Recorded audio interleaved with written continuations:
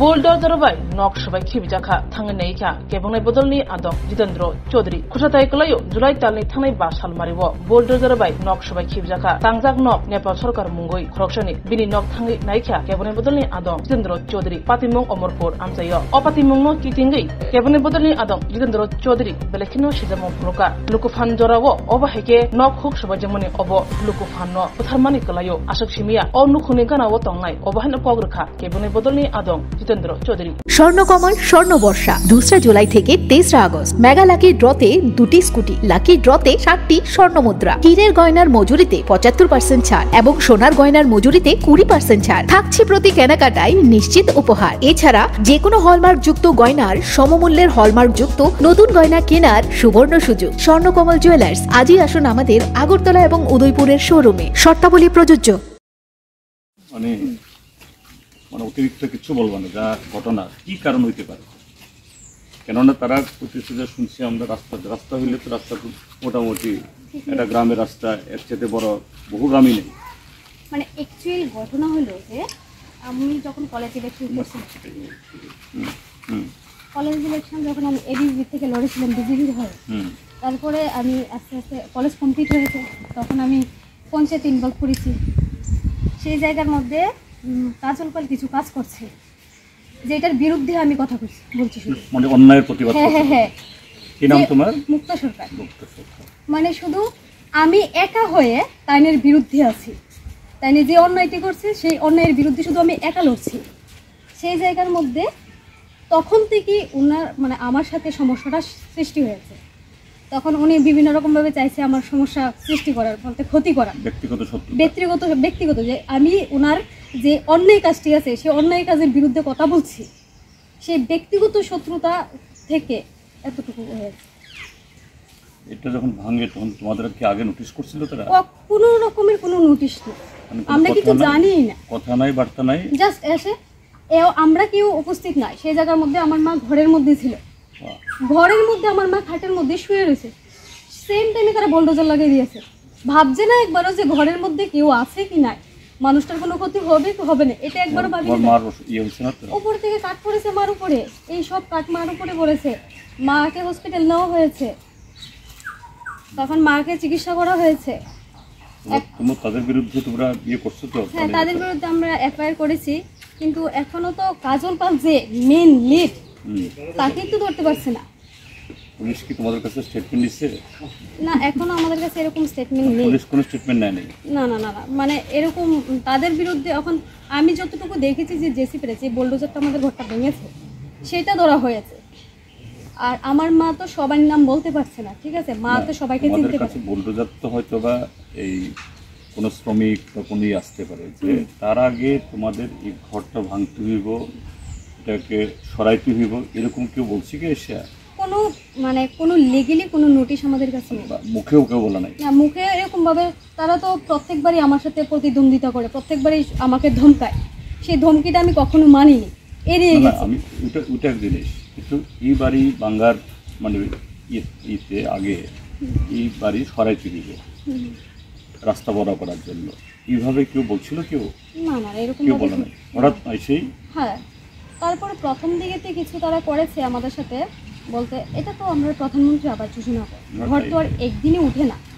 আমরা বলেছিলাম যদি তোমাদের সমস্যা থাকতো, রাস্তা হওয়ার হতো, তোমরা আগে আমাকে একবার নোটিশ করতা, একবার আমাকে বলতা যে তোমাদের ঘরটা ইললিগালি আছে। আমাদের মতন মানে দরিদ্র শ্রেণীর মানুষ এরকমভাবে এত কষ্ট করে একটা ঘর উঠিয়েছি, সেটা ভেঙে ফেলেছে। এখন তো আমরা রাস্তায় এসে পড়েছি, এখন তো আমাদের থাকার জায়গাই নেই, আমরা এক কাপড়ে ঘর থেকে বেরিয়েছি, আমাদের একটা জিনিস ভালো নেই। তোমরা কোথায় আছো তোমরা এখন? আমাদের এখন অমরপুর ডাক বাংলায় জায়গা দিয়েছে থাকা, এসডিএম নিয়ে গেছে। এখন আমরা ওইখানেই আছি। এখন আমরা জানি না ওইখানে আর কতদিন এরকম ভাবে থাকতে লাগবে।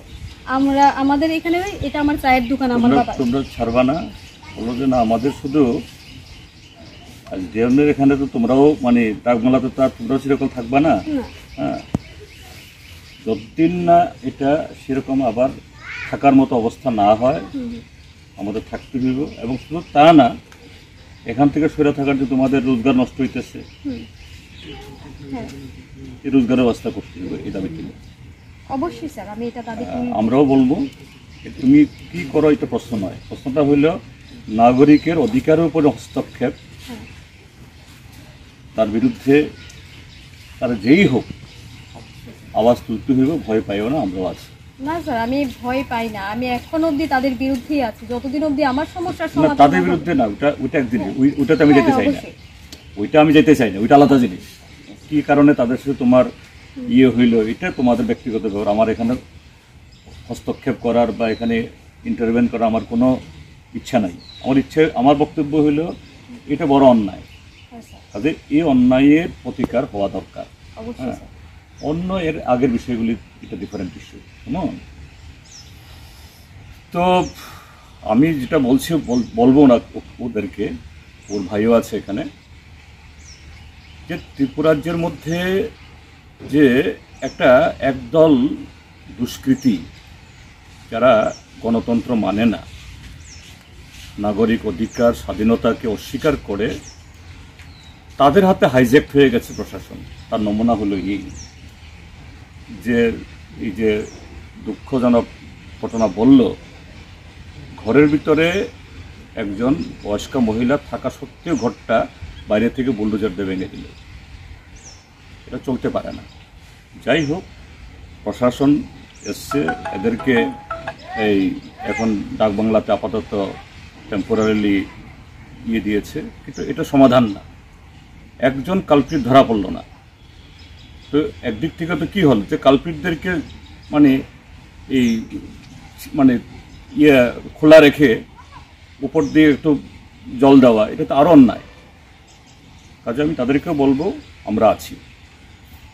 ব্যক্তিগতভাবে কার সাথে কি হয়েছে এটা আলাদা জিনিস, এখানে আমরা ঢুকতে চাই না, কিন্তু এই যে অন্যায়, এর প্রতিবাদ হওয়া দরকার এবং তার ক্ষতিপূরণ হওয়া দরকার। ঠিক আছে? কেমন?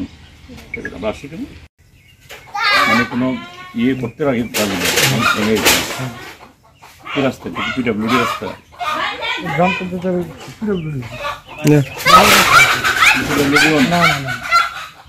এরকম তো বহু গ্রামের অর্ধেক রাস্তাও নাই।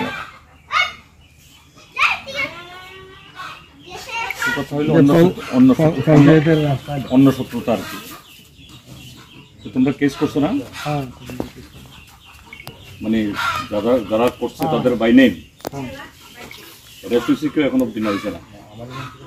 একজন মনে হয় হয়েছে না, এনএসপিসি না, দরজাটা শুধু গন্ডা চড়া নিছিল, দরজাটা ধরে আনছে, এটার ভিতরে নিয়ে যেত সাইড কার্ডটা লাগে।